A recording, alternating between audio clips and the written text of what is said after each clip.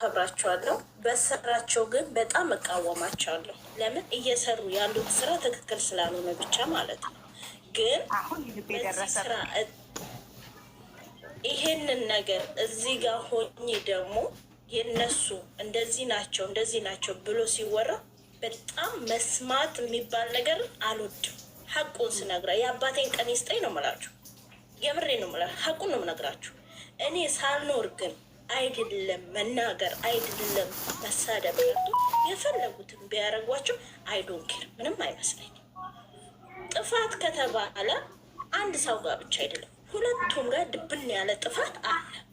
ትዳር ሲመሰረት እኔ ትዳር አልመሰረትኩም፣ ጓደኛም የለኝም። ትዳር ሲመሰረት በሆይ ሆይታ አይደለም። ገባችሁ? ይሄንን ነገር ደግሞ ስናገር እዚህ ጋር ትላልቅ ሰዎች ልትኖሩ ትችላላችሁ። ወርቄ ይሄን ነገር ተሳስተሻል ብላችሁ መናገር ትችላላችሁ።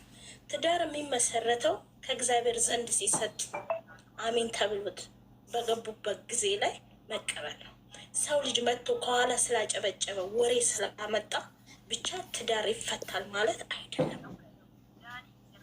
እሱስ ቢሆን የሰው ሆይታ ሰምቶ ከሴት ጋር በጣም ከባድ ነው የሚሉት። በጣም በሞትና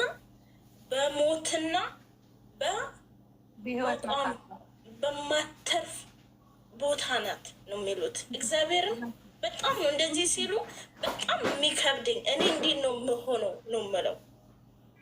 እሷ እርጉዝ ሆና ሀቁን ማንም ሊጠላኝ ማንም ሊሰድበኝ ይችላል። አይ ዶንት ኬር ምንም አይመስለኝ። የፈለገ ነገር ይሁን። የዛን ጊዜ እርጉዝ ሆና ቦሚት በምታርግ በምትጨነቅበት ሰዓት ላይ እሱ ከሴት ጋራ ነበር። ሴት ልጅ ደግሞ እኛ ሴት ነን። አይምሯችን ትንሽ ነገር ነው የሚበቃል። ትንሽ ነገር ናት የምታስደስተኝ።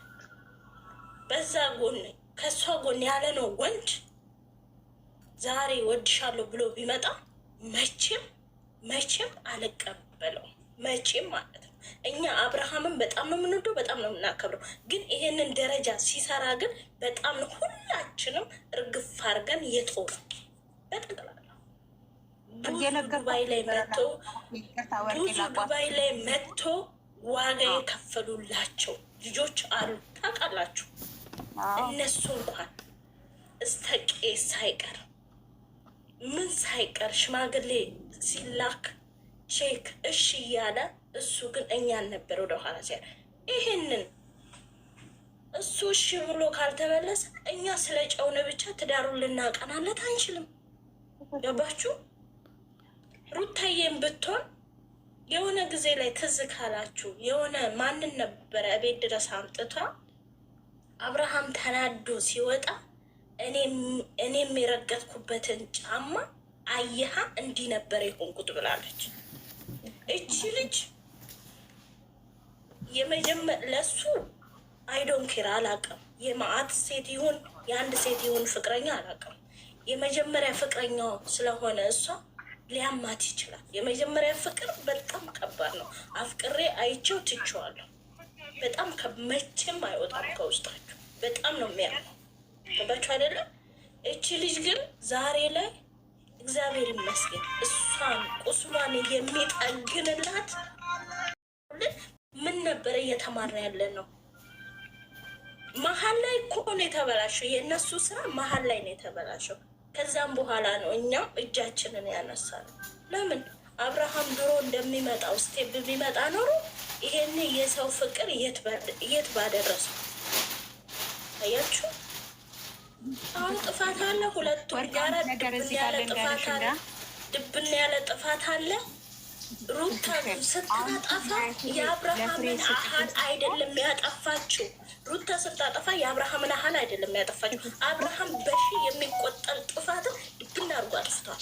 ለማንም አርዳም ለማንም አርቀው ብቃወም ሁለቱንም ድብን አድርጌ የምረግጣቸው ድብን አድርጌ የምሰደባቸው ምንም አያመጡ። አከበርኳቸው፣ ወደድኳቸው እንጂ ምንም ዛሬ ላይ ግን አብርሃም ታደሰ አሁን ላይ እያደረገ ያለው የኦዲየንስ ጥላቻውን ጥግ እያሳየ ነው እንጂ ያለው ትክክለኛ ስራ እየሰራ አይደለም። ወርቄ እንዴት ሆነ? ሀቁን ነው የምንናገረው። እኔ እኮ ልጅቷ አሁን እኮ ፍሬን እየነገርኳት ነበረ። በነገርሽ ላይ እየነገርኳት ነበረ። ሴት ልጅ ነፍሰ ጡር ስትሆን እንኳን ነፍሰ ጡር አይደለም ማንስትሬሽን ላይ እንኳን ስንሆን ብዙ ነገራችን ይቀየራል። እስከ 7 ቀን ድረስ የምናውቀው እናውቀዋለን። አንዳንድ ሰው ፔሬድ ሲመጣበት ሊያመው ይችላል። አንዳንድ ሰው ላያመው ይችላል። በእርግዝና ሰዓትን ብንሆን ሁሉ ነገራችን ይቀየራል።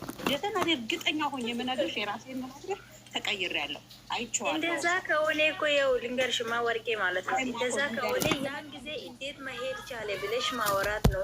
ከዛ ጥፋቱ እንዴት ሆኖ ነው ይሄ ልጅ መሄድ የቻለው ማለት ብለሽ እኮ ማሰብ ትችያለሽ፣ ወይም ደግሞ ማለት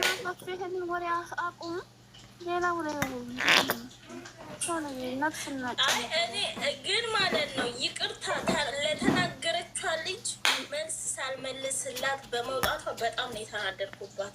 እሷ ወንድ ናት። እኔ ገባው ነበረ። በነገራችሁ ላይ ስለነ አብርሃም ስለነ ሩታ ሲወራ እኔ የገባውበት ቦታ እያወሩ የነበሩት እኔ ስገባ ቁጭ አይሉ መቼም ቢሆን አይቀመጡም። ዛሬ አይደለም ከበፊቱም አይቀመጡም። አላስቀምጣቸው። ለምን በክፉ እንዲነሱም አልፈልግም። አዎ ስራቸውን ድብና አድርጌ እቃወማለሁ። አለቀ። አሁን እኮ ግን እነዚህ ክፉ ናቸው መልስ አይደለም። የሚሰራውን ስራ ትክክል አይደለም። ሴት እኮ ናት። የፈለገ ድራማ ቢሆን እኮ ሴት እኮ ናት። ወልዳለች እኮ ቁስል እኮ የወለድ ነው እኮ የወለደ ያውቃል። ታካባሱልኝ በላታቸው ዋርኒንግ እየሰጠ ነው። ግማሾቹ ድራማ ይላሉ፣ ግማሾቹ ደግሞ